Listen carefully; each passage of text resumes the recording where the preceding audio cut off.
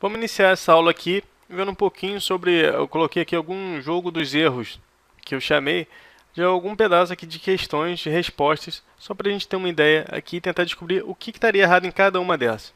Primeira coisa, gostaria que vocês olhassem para esse pedaço de resposta e dissessem qual é o problema aqui dentro.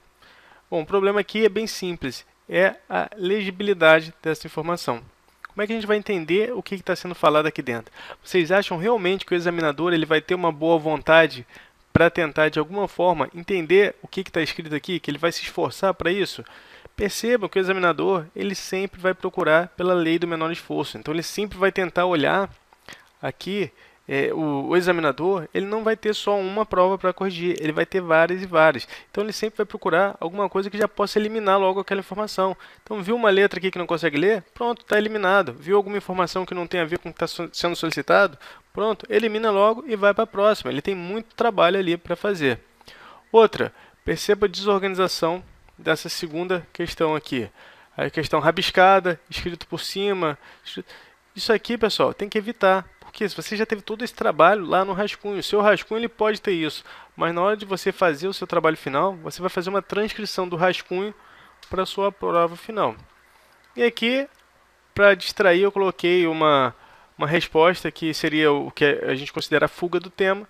E qual a função do apóstrofo? É uma brincadeira essa, tá? Apóstrofos são os amigos de Jesus que se juntaram naquela jantinha que Michelangelo fotografou.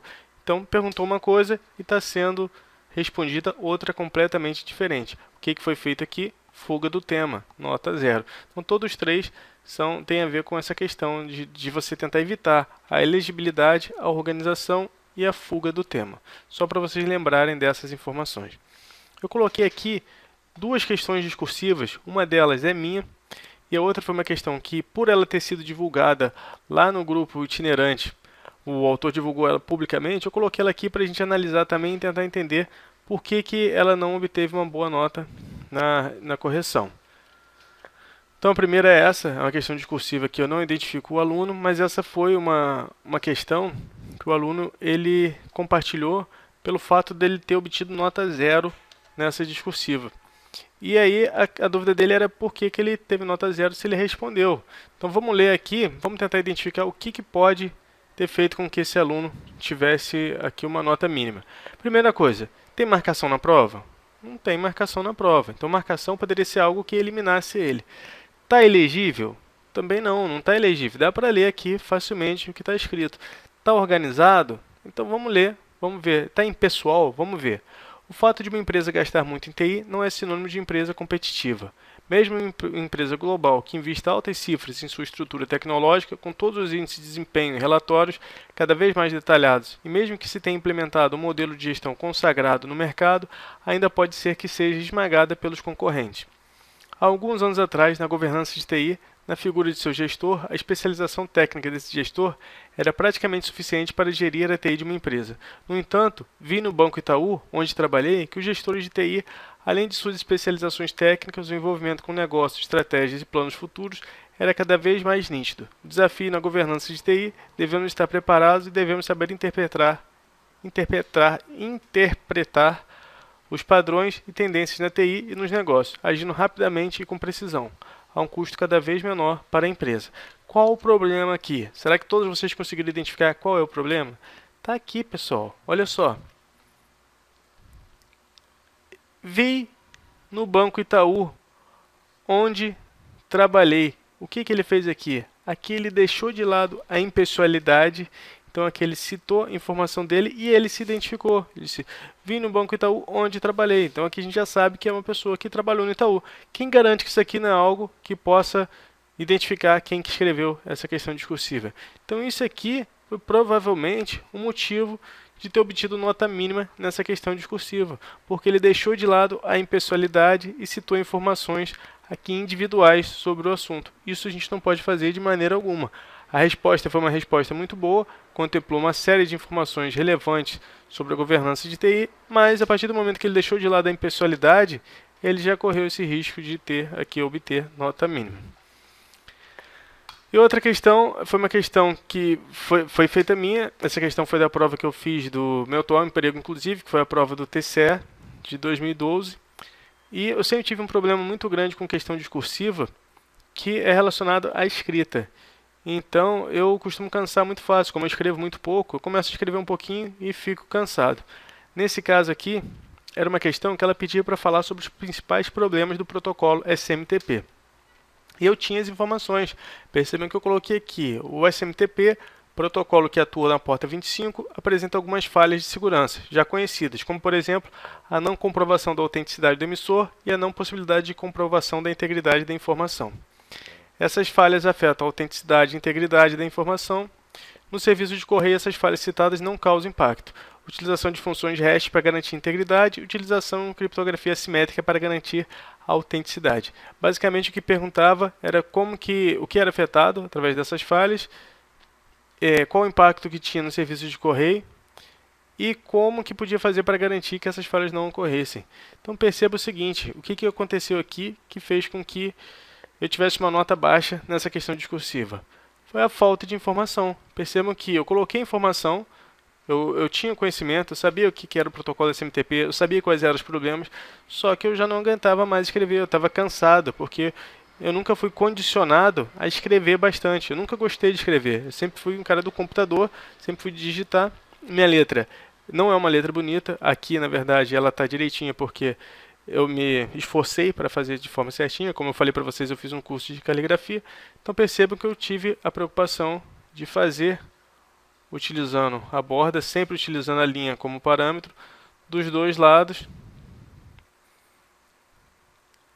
a letra uniforme, sem estender ou sem diminuir a letra, os sinais sempre tentando identificar de forma correta, vírgula, ponto, traço no T, tentando sempre fazer de forma centralizada, tudo isso para tentar ter uma organização melhor. Só que perceba o seguinte, olhando agora de forma descansada, depois que eu terminei essa prova, eu percebi que eu cometi um erro muito grande ali, que foi o seguinte, que examinador que pegaria uma questão que ele pede para falar sobre 3 itens, e ele especifica 30 linhas, e uma pessoa escreve 13 linhas sobre esse assunto e acha que o examinador vai entender o que está sendo solicitado, o que está escrito aqui dentro. Quem tem um poder de síntese tão grande que consegue expressar a resposta em 13 linhas ao invés de 30 linhas. Então esse foi o meu problema. Por mais que eu tivesse a informação, a preguiça ali, a falta de condicionamento que eu tive para escrever todas essas informações, para passar para o papel todas essas informações, fez com que eu pensasse na hora da seguinte forma. Não, eu acho que o examinador vai entender o que eu estou querendo dizer. E não vai entender, pessoal. Eu poderia muito bem ter detalhado essas informações, ter escrito mais, e isso poderia ali me ajudar. Pode ser que eu nem tivesse o ponto cheio, mas poderia ter um ponto maior. Eu tive um ponto muito baixo nessa questão. Foi por isso que eu resolvi compartilhar com vocês. Essa questão foi uma questão que na época o professor Vilar, ele me ajudou com recurso, e eu acabei tendo um aumento também da minha pontuação nessa questão. Então, é para mostrar para vocês isso aqui. Eu cometi um erro muito grande e que eu espero que vocês não cometam. Por que eu cometi esse erro? Porque eu não estava condicionado. Eu não tinha condições de sentar, fazer uma prova objetiva, depois fazer um rascunho e depois transcrever as informações. Eu cansava, o meu braço ficava doendo e eu simplesmente desistia. Então isso não aconteceu só nessa prova não. Essa prova especificamente, se não me falha a memória, eu fiquei em segundo lugar na objetiva. E depois, na questão da discursiva, eu fui para o 8º. E isso não foi só nessa prova. Várias provas, eu ia muito bem na prova objetiva. Chegava na hora da prova discursiva, eu ia para o final da fila, ia lá para longe, porque eu não tinha essa preocupação de tentar aqui agradar o examinador. Eu acabava, na maioria das vezes, ficando cansado e queria acabar logo, queria ir embora. Meu braço já estava doendo pra caramba, então eu falava, não, vou escrever aqui o que eu sei e o examinador ele vai entender o que eu estou falando. E não entendia. Então, pessoal, é isso. Aqui a gente acabou de falar sobre a parte discursiva técnica. Agora chegou a hora de a gente fazer um pouquinho, algumas questões, e relembrar para saber como que a gente ia fazer na prática. Então agora é a nossa aula prática. Vamos ver o seguinte, vamos ver as questões e vamos ver como que a gente faria para resolver essas questões. Então vamos começar, como nós aqui falamos bastante sobre a prova do BNDES, o edital que saiu em 2012, e a prova foi em 2013. Então vamos ver aqui. Na construção de um sistema de software, a satisfação do usuário é alcançada quando o serviço ou produto desenvolvido está de acordo com as suas necessidades. Dentre os vários fatores diretamente relacionados à qualidade do software, tem-se a extensibilidade.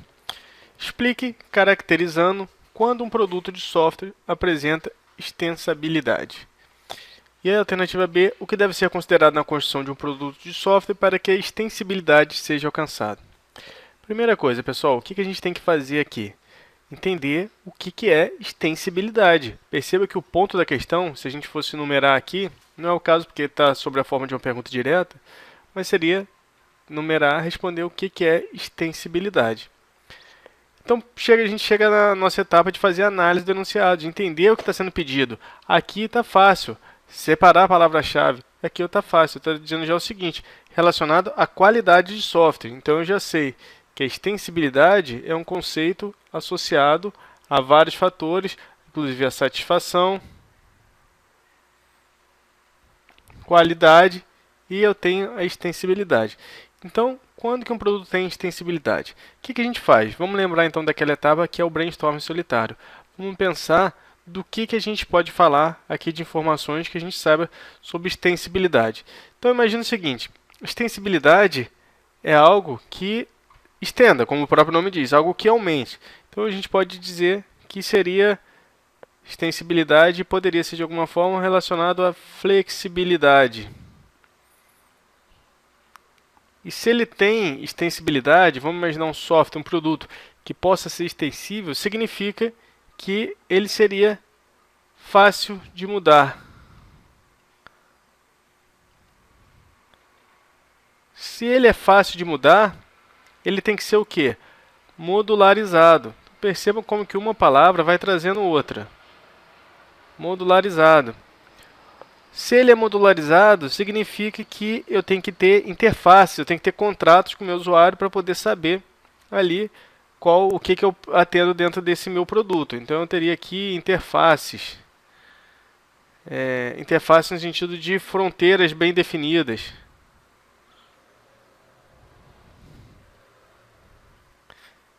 O que mais que a gente pensa quando fala em extensibilidade?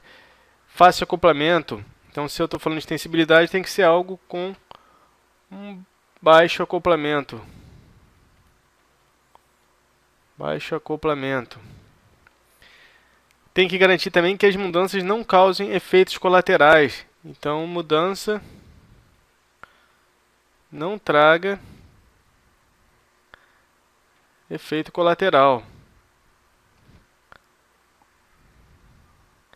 Então essa seria a minha análise em cima da questão, colocando ali as principais informações.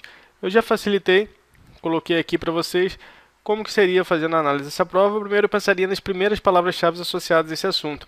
Perceba que uma vai levando a outra. A gente foi fazendo ali, aparecendo outras palavras que não estão aqui dentro, mas que têm o mesmo significado. Extensibilidade. Extensibilidade eu considero algo que seja fácil de mudar, algo que é fácil de mudar deve ser modularizado para facilitar a manutenção. É possível adicionar componentes sem afetar o que já existe, ou seja, garantir que as mudanças não causem erros. Eu tenho que ter contratos e interfaces bem definidos, tem que ser adaptável, de fácil acoplamento, baixo acoplamento e de flexibilidade. O que a gente faria então agora a partir dessas informações? A gente responderia utilizando, lembra que resgatando o que está sendo solicitado, então a gente responderia de forma completa o que está sendo pedido aqui dentro. Como que ficaria?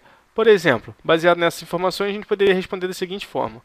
Um produto de software apresenta extensibilidade quando novas funcionalidades podem ser adicionadas sem afetar o que já existe, possibilitando que esse software seja fácil de mudar, existindo modularidade de forma que possa adaptar mudanças através da flexibilidade, provendo um baixo acoplamento, representado através dos contratos e interfaces que delimitam a fronteira de responsabilidade do software e assim por diante. O que eu fiz aqui? Eu peguei essas questões, essas palavras-chave e associei e transformei numa frase. Poderia começar de outra forma. Poderia dizer, um produto de software apresenta extensibilidade se for produzido de maneira modularizada, permitindo que mudanças não causem erros em componentes já existentes. Através da adaptabilidade, eu consigo ter uma flexibilidade e assim em diante. Então, uma resposta que eu coloquei aqui, na verdade, essa resposta eu fiz fora do espelho de correção. Eu fiz baseado nessas informações. Seria o seguinte. Um produto de software apresenta extensibilidade. O que eu fiz até aqui? Respondi de forma completa. Um produto de software apresenta extensibilidade quando novas funcionalidades podem ser acrescentadas sem afetar o que já existe. Atendemos aqui, colocamos a primeira palavra-chave que a gente associou, facilitando as mudanças necessárias através de contratos, interfaces de serviços oferecidos. Então, o que a gente fez aqui? Encaixamos mais duas palavras-chave que nós havíamos lá identificado na etapa de brainstorm solitário. Adaptabilidade e flexibilidade são características de um software que apresente extensibilidade. Então, aqui só acrescentamos mais duas características que a gente elencou como sinônimos de extensibilidade. Se um software possui baixo acoplamento, seus componentes serão modularizados, impedindo que uma mudança possa causar efeitos colaterais indesejados.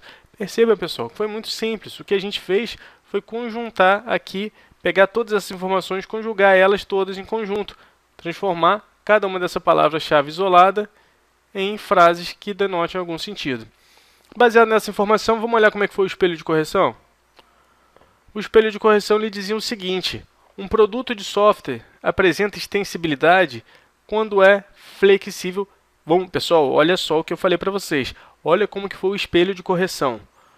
Um produto de software apresenta extensibilidade. Ele reescreveu sobre a forma de uma resposta direta. Quando um produto de software apresenta extensibilidade? Um produto de software apresenta extensibilidade quando é flexível, uma palavra-chave. Capaz de ser alterado sem dificuldades. Permitir introdução de novas rotinas, novos módulos, enxugamento de processo sem gerar resultados indesejáveis. Vamos supor que a gente tivesse uma nota baixa aqui. A questão vale 4, o examinador foi lá e deu nota 1. Como que a gente poderia brigar aqui por informações? Isso aqui primeiro acreditando que daria nota 1, que eu não acredito. Eu vou mostrar para vocês por que eu não acredito.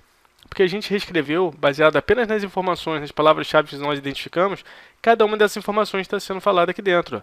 Quando é flexível, a gente colocou aqui adaptabilidade e flexibilidade. Então, beleza. Tem um ponto já que está de acordo com o espelho.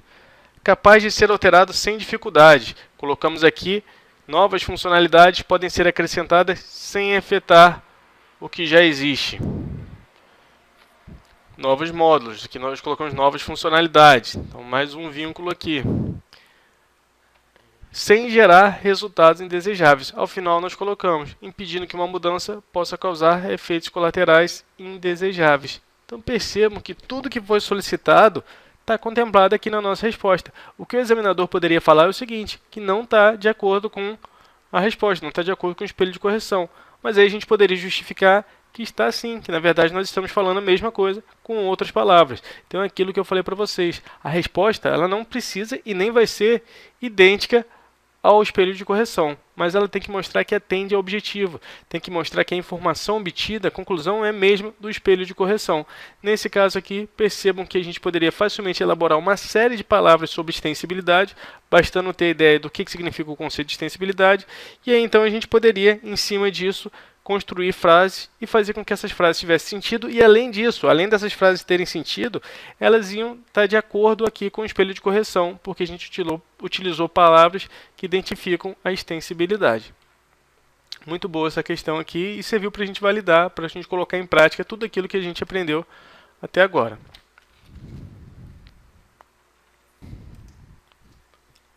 A alternativa B ela pede o seguinte: o que deve ser considerado na construção de um produto de software para que a extensibilidade seja alcançada? Então vamos lá. Já coloquei aqui algumas palavras. Vamos imaginar o seguinte: se a gente quer construir um software que seja flexível, um software que mudanças não causem efeitos colaterais indesejáveis, o que a gente precisa levar em consideração em cima disso?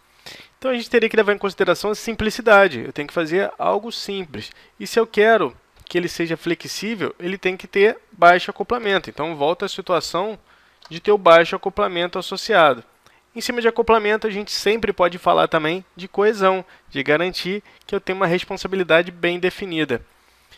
Evitar efeito colateral, então eu tenho que garantir que esse software ele seja construído de maneira modularizada para evitar que ele tenha efeitos colaterais indesejáveis, prezando sempre pela simplicidade e garantindo ainda a fronteira de serviços. Então, como que a gente faria para responder baseado nessas informações? Vamos imaginar aqui, então, que a gente responderia da seguinte forma. Para que a extensibilidade seja alcançada na construção de um produto de software, esse software deverá ser feito de forma simples, tendo uma alta coesão e um baixo acoplamento, garantindo que seus componentes foram feitos de maneira modularizada, com definição de fronteiras dos serviços, com o objetivo de evitar efeitos colaterais. Isso aqui, o que eu fiz mais uma vez? Peguei esse monte de palavra que a gente colocou relacionado à extensibilidade. Na verdade, dessa vez a gente colocou relacionado ao que deveria ser considerado para eu ter extensibilidade e montei uma frase. Vamos ver como que ficou a frase aqui que eu montei aqui apenas para a gente poder fazer esse material. Para que a extensibilidade seja alcançada, então perceba que isso aqui é a resposta, responda de forma completa, né? Para que a extensibilidade seja alcançada na construção de um software, deverá ser levada em consideração a simplicidade no desenvolvimento e codificação do produto. Este deverá ser construído segundo os preceitos da alta coesão e baixo acoplamento, possibilitando assim uma maior modularização de seus componentes, de forma que possua uma definição clara de seus serviços, expostos através de contratos. Então, definição dos serviços, expostos através de contratos, interfaces, delimitação dessas informações. Assim, o que poderá ser oferecido, impedindo que futuras mudanças possam provocar efeitos colaterais ou comportamento indesejado quando da modificação ou adição de novas funcionalidades. O que é essa resposta aqui? É pegar todas essas palavras-chave que nós separamos sobre o assunto e colocar todas elas juntas, unir essas palavras. Poderia falar a mesma coisa de diferentes formas. Cada um de vocês, baseado nas palavras que tem a ver com extensibilidade, poderia formular aqui uma questão diferente. Então vamos olhar o espelho de correção para ver como que foi a resposta desse espelho de correção. Para que a extensibilidade do produto de software seja alcançada, deve-se. A primeira coisa que ele fez, respondeu de forma completa também. Deve-se considerar simplicidade, descentralização, independência e garantir que o funcionamento do sistema não cause, a modificação do sistema não cause efeitos colaterais indesejáveis. Então vamos lá. Simplicidade a gente falou aqui dentro. Então eu conseguiria resgatar isso a partir do meu texto, mostrar para o examinador que o que ele respondeu ali está dentro do meu texto. Simplicidade. Sobre alta coesão e baixo acoplamento, eu posso fazer perfeitamente uma associação entre alta coesão e baixo acoplamento com descentralização e independência, porque são assuntos genéricos, mas que eu posso facilmente dizer que a alta coesão e baixo acoplamento eles possibilitam a descentralização, eles possibilitam que eu desenvolva módulos independentes, provendo aqui a independência dos meus componentes. E ainda diz o seguinte: não aconteça um conjunto de reações sucessivas de efeito dominó. Então, está relacionada aqui a questão dos efeitos colaterais que nós citamos, modificando todo o funcionamento do sistema e originando bugs e erros que antes não existiam. Então, mais uma vez, sem a gente ver essa resposta, e eu digo para vocês com sinceridade que eu não olhei o espelho de correção antes de fazer essa questão especificamente, a gente consegue colocar aqui uma resposta que esteja exatamente de acordo com o espelho de correção. Então, qual que é a ideia? Fazer uma prova depois que ela ocorre, aí é fácil. Eu tenho um espelho de correção, eu poderia muito bem olhar o espelho e mostrar para vocês aqui em cima dessas palavras. Não é isso que eu estou fazendo agora. Por isso que eu estou mostrando para vocês que, independente das palavras que vocês escolhessem sobre extensibilidade, a ideia é que vocês colocassem essas palavras no sentido de frases e essas palavras elas fizessem sentido aqui quando você conjugasse essas frases e pudesse facilmente associar a sua resposta ao espelho de correção. Se você não usou simplicidade, se você não usou independência, mas você falou sobre os preceitos para você ter extensibilidade, você pode facilmente fazer isso que eu fiz aqui agora, então utilizando outras palavras. E a ideia é essa, a ideia é que o objetivo é o mesmo, é que você conseguiu cumprir aqui com o que está sendo solicitado pelo examinador. Vamos encerrar por aqui e a gente continua a correção de questões discursivas a seguir.